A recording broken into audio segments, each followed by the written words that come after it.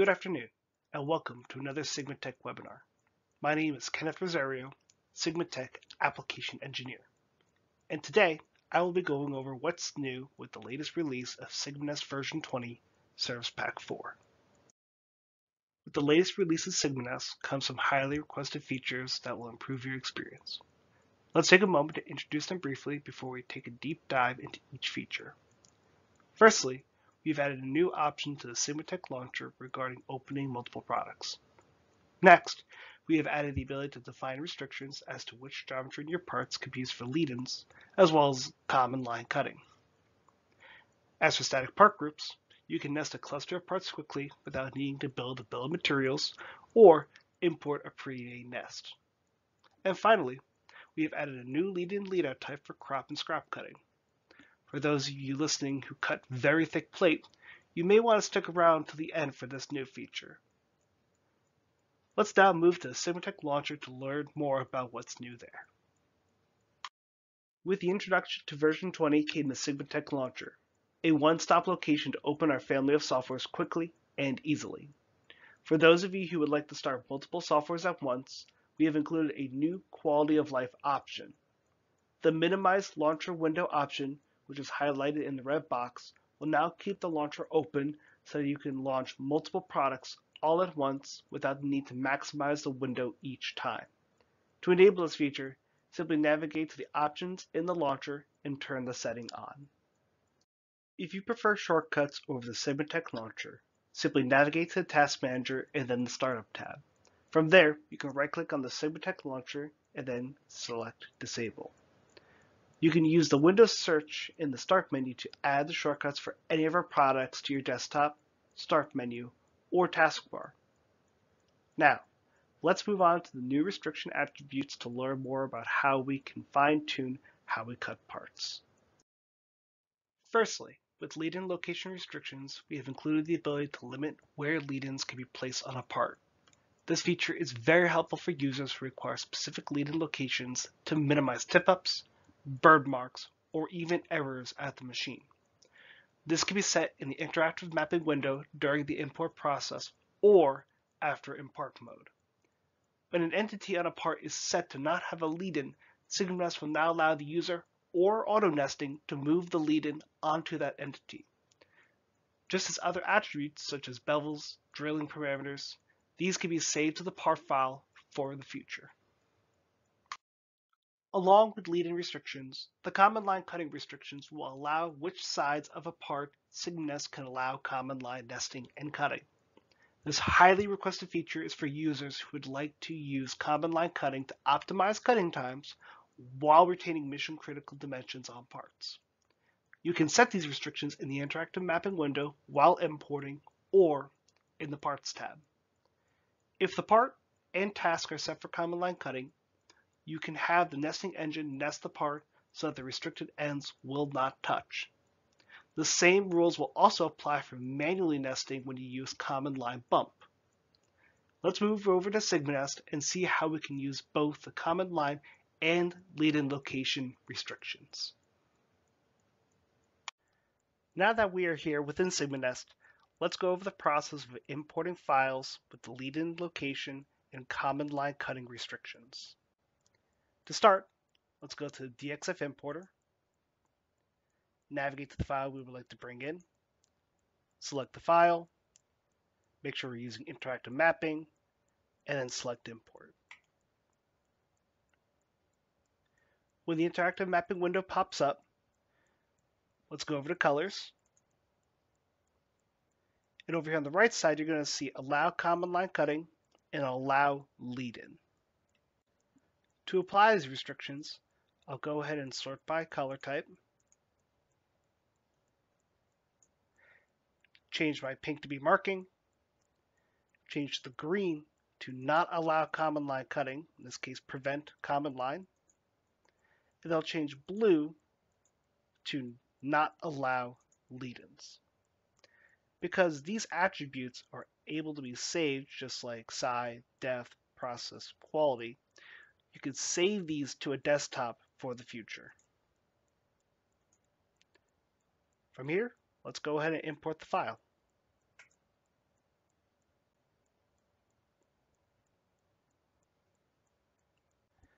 Let's finish up the import by hitting OK, and let's navigate to the Parts tab to see if SigmaNEST brought everything in properly.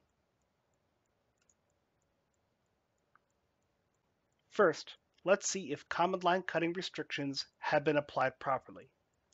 To check for this, we'll go to the drop-down under Quality, select the command line attributes, and we're going to see that we have gray and red on our part.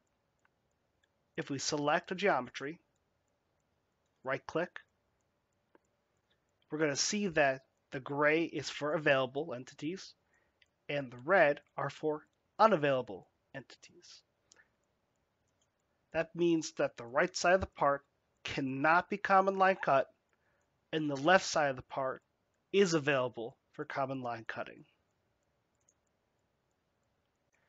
Let's check for lead-in restrictions. If we go to the drop-down under Allow Lead-ins and select Allow Lead-ins, we're going to see that the opposite is true. In this case, the left side of the part is going to be not available for lead-ins to be placed, and the right side of the part will allow lead-in, and as we can see, our lead-in is here. Let's see what happens when we attempt to move the lead-in to the left side of the part. Go to the drop-down under Lead-ins, select Move Lead-in, make sure that we're using a dynamic move, grab the lead-in, and drag. Well, it stops there. Doesn't follow my cursor any further down here. And we're going to see that it jumped. That's because my cursor is closest to this entity, which is allowed, but it won't move along this bottom edge either.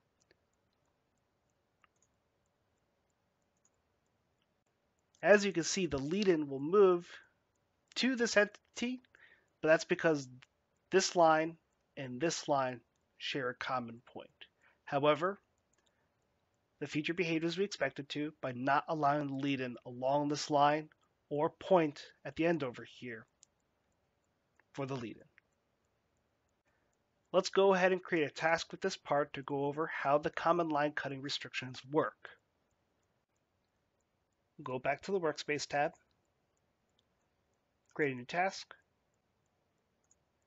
bring the part over, make sure the part is available for command line cutting, go to our task parameters, make sure that command line nesting is turned on. In this case, we're going to turn it on for multiple parts, and that we're using common cut kerf lookup. And then finally, create the task. First, let's go over manually nesting the parts. I'll go up here to my parts section, grab a part, I'll hit C for command line bump, and I'm going to go ahead and bump it along the bottom edge here. If I try and command line bump along an edge that is not allowed for command line cutting, you're going to notice that SigmaNEST will not allow these parts to touch in a command line bump manner. If I rotate the part so that a command line edge is allowed to touch, it will follow the bump commands properly. However, if I try and move it along an edge that is not allowed for command line bumping, SigmaNEST will refuse to nest the part. Let's clear the task and try to auto nest these parts. I'll go over to auto nest. And as you can see, SigmaNEST has gone ahead and nested my parts for me. These are allowed to command line cut, and thus they're put together. But these two edges over here with the C's are not allowed to command line cut. So they're not touching able parts and restricted parts. Let's go back to the presentation so that we can learn more about static part groups. A traditional method used to create a nestable grouping of parts is to import a file with multiple bodies. The conglomerate of bodies can be assigned entity toolpathing and then nested as a single part.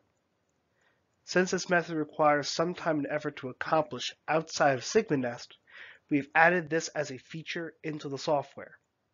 This allows you to leverage our nesting engines to nest the parts automatically while using your machine's cutting parameters to make sure the part is nested properly. Another benefit to static part groups is the limitation that multi-body files have, which is that they can only start the part parameters for one part. This can cause some administrative hassle with MRP systems because when you cut a manually generated part group, the system will only register that one part is being cut. If parts are being cut without the system asking for them, the user would have to manually enter other parts back in, which defeats the purpose of utilizing an MRP system. This also includes traditional paper part tracking methods, as each part in the static part group is individually detailed when printed. Let's head back to SigmaNEST to learn how we can make a static part group and what we can accomplish with the feature. Now that we're back in SigmaNEST, let's go over static nesting and how we can use static part groups. Let's go over static nesting by going to the Nesting tab, then selecting the drop-down under Static Nest. As we can see, we can load a static nest that we've saved previously, save the current sheet as a static nest, save the current task as a kit, or save the current sheet as a pre-nest. With version 20 Service Pack 4, we have added the static part group. When we select the option for static part group, a little window will pop up. In this window, we can save the name of the static part group, but we'll also notice that we have settings from part parameters. This allows us to save any critical angle restrictions for certain parts, and by default, SigmaNEST will select the most restrictive settings and apply them automatically.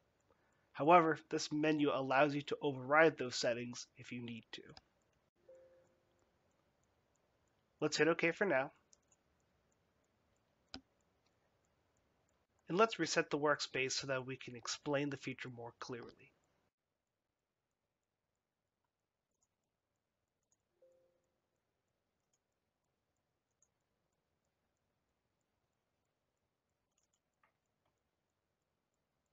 Let's go back to the task that we were working with and create a static part group that we can use for the future. First, let's go back to the task. This group in the corner looks pretty good, so I'm going to go ahead and save this one.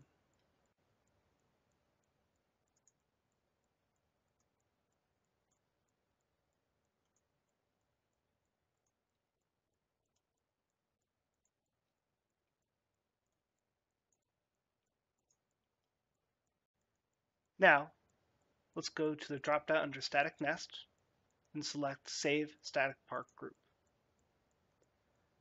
I'm going to go ahead and give the part group a name and hit OK.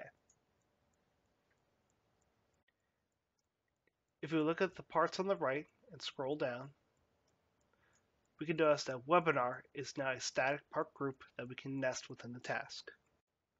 If we go to Nest the static part group, it will nest up to 4 times. This is because part 1 is only available 4 times. However, the other parts in the static part group will be made available more than 4 times. Thus, the task will overrun.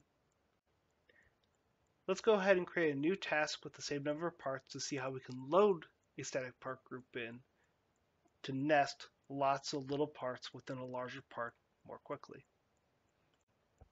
First, I'll go back to my workspace. Then I'll go and create a new task.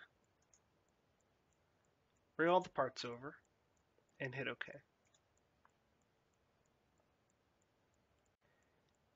If I right-click on any of the parts on the right side here that I know are part of a static part group, so in this case part 1, I can select Load Static Nests Containing Part. It will then take me to the Static Nest menu and let me know that within the Static Nest webinar, there is a part 1 and then I can load it. I'll accept the selection And then when I scroll to the bottom of the task again, webinar, a static part group, is available for nesting. One thing you may have noticed within the static nest menu for static part groups is that there's a new option. And that option is Load NC. This allows you to speed up your operation by saving tedious toolpathing that you've applied manually to a group of parts. Let's go ahead and open up another workspace to see how this can be done.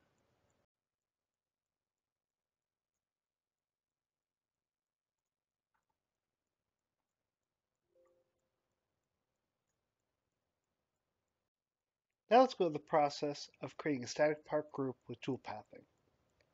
First, we'll take the parts in the workspace and create a task. In this case, I've created it already. Next, I'll nest the parts. In this case, I'll grab one of these,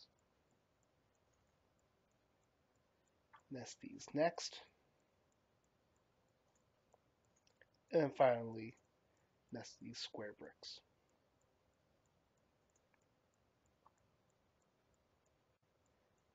To apply toolpathing, all I'll simply do is go to Nesting NC, and then I can apply Auto NC, or I can go through the process of manually applying toolpathing, such that I do the middle part first, then the left side, then the right side, then I'll go from the top to the bottom. After that is done, I can then go back to the Nesting tab, go to the drop-down under Static Nest, and then say Save Static Part Group. I'll give it a name, adjust my constraints. In this case, I would like it to be 45-degree increments, and then finally hit OK. When I go to nest my pre-NC static part group, you're going to notice that the inner and outer edges have been grayed out. This is because toolpathing has been applied to the static part group already. If I go to apply manual NC again, you will notice that the entire group is now NC'd despite me selecting a single part. And you will also notice that the toolpathing applied previously is going to be in the same order. The middle part, the next series of parts, then finally the top, then bottom brick. The last new feature that I would like to go over is the new line, arc, angle Leadin. This new Leadin is only available in the crop cut, scrap cut, and profile destruct features. The main benefit of this Leadin is to move the pierce away from the parts while still providing a clean parting cut. This is very helpful for cutting thick materials as the splatter and blowout from piercing is now farther away from the part. Another benefit is that the first entity is a line, which allows lasers to mitigate the need for reverse line lead-ins. To use the lead, simply change the lead-in type to be line, arc, angle in the crop cut, scrap cut, or profile destruct menus. From there, you can define the line length, arc radius, and finally the arc angle. Other settings such as edge distance, part clearance, and height sensing are supported with the new lead-in type. One thing that I have referenced during this webinar is that a lot of the features discussed today have been submitted by customers like you. We work hard to develop our software so that you can leverage the latest technologies available to maximize your productivity. If you have a feature request in mind that you feel would be a good addition to SigmaNEST, SigmaTube, or any of our other softwares, head on over to the Connect site and navigate to the feature request page. From there, you can submit a feature request detailing what the feature is so the development team can review it. While you're there, if you see other feature requests that seem very appealing to you, go ahead and vote on them so the development team can see which requests are popular and should be further considered. Before we wrap things up, let's take a moment to go over what I have covered in today's webinar. New to SigmaNEST version 20, Service Pack 4 are the following features. a new launcher option that helps with opening multiple Sigmatek products at once, Leadin and combine line cutting restrictions for improved part cutting, static part groups for nesting groups of parts quickly and easily, and finally, the line arc angle Leadin for crop cutting, scrap cutting, and profile destruct. At this point in time, I would like to thank you for watching our webinar on the new features in version 20 Service Pack 4. If you have any questions, please let us know by either asking